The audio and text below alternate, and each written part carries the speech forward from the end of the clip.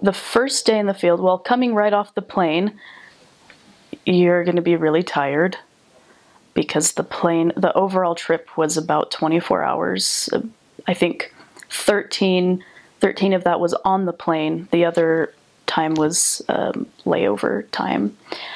And so you get there, you're pretty tired, but there was so much love coming from the mission president and his wife, and then the assistants. They were so excited for you to be there that that's what gave me some energy going into it. And then the president does interviews. And while he's doing interviews with either the elders or the sisters, the other group is going out contacting. So it's pretty immediate.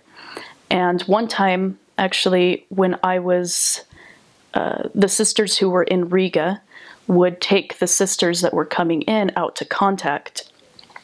So the times that I was serving in Riga, there was once when we took the sisters straight from the bus on coming from the airport. I contacted with a sister on the bus, and then we contacted on our way to the mission home because there were so many missionaries in that group. So that was later in my mission.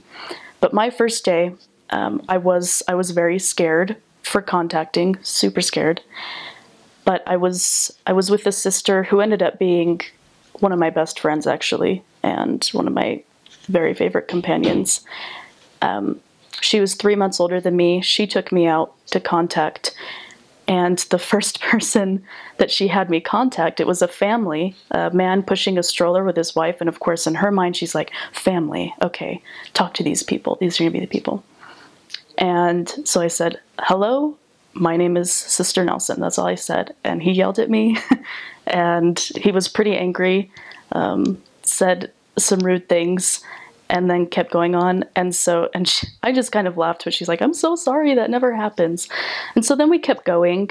And then it started raining, which happens a lot. This was the summer when I entered the field, July, and it will rain out of nowhere and then it'll stop.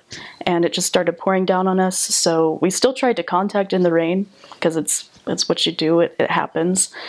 But yeah, after that part was over with, I felt an energy from it. It was really exciting, but of course, again, really scary. And then I had my interview with the mission president, and I was surprised at how easy that conversation was, because I was kind of thinking, oh, mission presidents are these big spiritual giants and they're usually pretty successful men, so it's kind of intimidating. But he was so friendly, and he expressed just how excited he was to have me there specifically and things he had already noticed. And then he told me who my trainer was going to be and where I was going, which he doesn't always do that, but I was the only Latvian speaking sister coming into the field at that time, so it wasn't a huge mystery, really. So he was willing to tell me that. And then, aside from the contacting and the interviews, we had kind of a fireside where they taught us the mission of the culture.